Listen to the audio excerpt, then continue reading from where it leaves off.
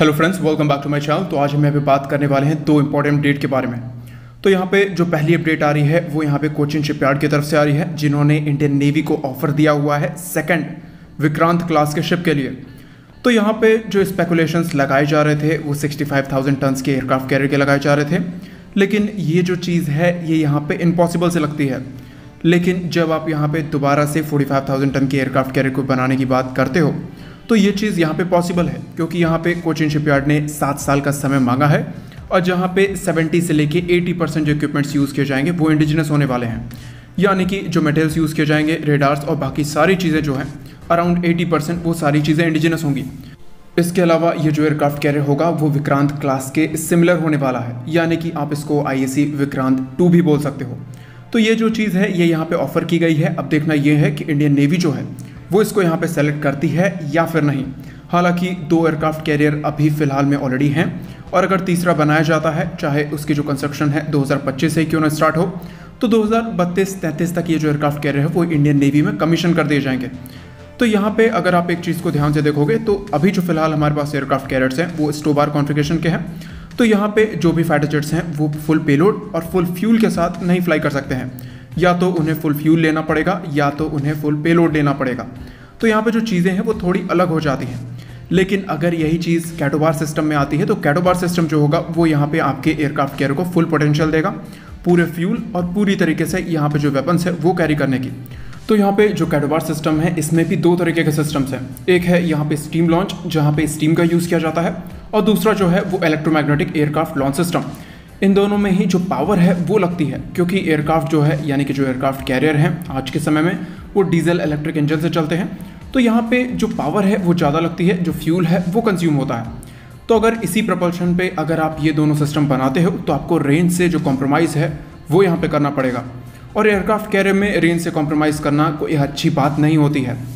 तो यहाँ पे जो न्यूक्लियर पावर्ड एयरक्राफ्ट कैरियर है यानी कि जो प्रपल्शन है वो लगाना सबसे ज़्यादा ज़रूरी हो जाता है। तो यहाँ पे आप एग्जांपल के लिए फ्रेंच एयरक्राफ्ट कैरियर को ले सकते हो, चार्ल्स डे गोली, जिसका यहाँ पे जो डिस्प्लेसमेंट है वो यहाँ पे 42,000 टन के आसपास का है, जो कि विक्रांत से कम है। लेकिन जो फाइटर जेट्स हैं वो ज़्यादा कैरी करने में सक्षम है, और जो बेटर एवैक्स हैं वो यहाँ पे कैरी करने में सक्षम है।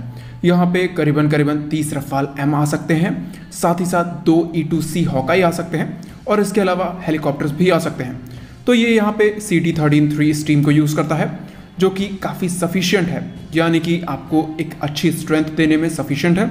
और यहाँ तक कि अगर आप इन फ्यूचर में बड़े एयरक्राफ्ट कैरियर पे भी जाते हो, यानी कि 65,000 टन्स या फिर 70,000 टन्स, तो वहाँ पे भी आपको इस तरीके के सिस्टम को यूज़ करने की ज़रूरत होगी। तो अगर आप बड़े एयरक्राफ्ट कैरियर पे जाते हो तो वहाँ पे जो एयरक्राफ्ट की क्षमता है वो भी आपको बढ़ानी पड़ेगी, एयरक्राफ्ट में जो वेपन्स हैं वो भी बढ़ाने पड़ेंगे। तो उससे जो कॉस्ट है वो ज़्यादा आने वाला है। साथ ही साथ आप यहाँ पे ज़्यादा एयरक्राफ्ट कैरियर को भी यूज़ नहीं कर सकते, क्योंकि जो बजट है वो उतना आपको अलाउ नहीं करता है। लेकिन अगर बजट अलाउ करता है तो आप यहाँ पे 65,000 टन्स या फिर 70,000 टन्स के एयरक्राफ्ट कैरियर पे जा सकते हो। और अगर बजट आपको अलाउ नहीं करता है तो आप यहाँ पे 2 विक्रांत क्लास की सिस्टर शिप पे भी जा सकते हो, जो कि जो दूसरी शिप है वो यहाँ पे तब कमीशन होगी जब INS विक्रमादित्य रिटायर हो जाएंगे। तब भी आपके पास 3 aircraft carrier all the time operational रहने वाले हैं। तो यहाँ पे जो चीज़ें हैं वो इंडियन नेवी पे डिपेंड करती हैं कि इंडियन नेवी को इन फ्यूचर में 3 एयरक्राफ्ट कैरियर रखने हैं या फिर नहीं तो यहाँ पे जो 2 एयरक्राफ्ट कैरियर हैं वो भी सफिशिएंट रहेंगे। दूसरा जो एयरक्राफ्ट कैरियर जिस तरीके से कोचिन शिपयार्ड ने बताया है, अगर ये चीज़ें कैटोबार में आती हैं तो ज़्यादा बेहतर ऑप्शन होगा। तो यहाँ पे जो आपका ओपिनियन है विक्रांत 2 को लेके, उसके बारे में कमेंट सेक्शन में ज़रूर लिखें। दूसरी जो अपडेट है वो यहाँ पे निर्भय मिसाइल को लेके आ रही है। तो निर्भय मिसाइल का यहाँ पे जो टेस्ट है वो सक्सेसफुली किया गया है, जहाँ पे जो इंजन है वो यहाँ पे इंडिजिनस यूज़ किया गया था, यानी कि अपना इंजन लगाया गया था। यहाँ पे अगर आपको नहीं पता है तो निर्भय मिसाइल्स के जो कुछ यूनिट्स हैं वो ऑलरेडी डिप्लॉय किए गए हैं लद्दाख के रीजन में, लेकिन वहाँ पे जो इंजन है वो इंडिजिनस नहीं है।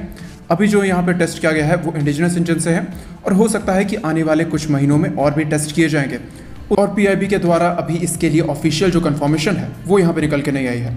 तो यहाँ पे जो स्पेकुलेशंस हैं वो लगाने बेटर नहीं होंगे इस वक्त, लेकिन फिर भी इसके बारे में जो ओपिनियन है वो यहाँ पे कमेंट सेक्शन में ज़रूर लिखें। तो आज के वीडियो के लिए इतना ही। चैनल को सब्सक्राइब करें, वीडियो को लाइक करें। वीडियो का जो लाइक का टारगेट है वो यहाँ पे 100 लाइक्स का है।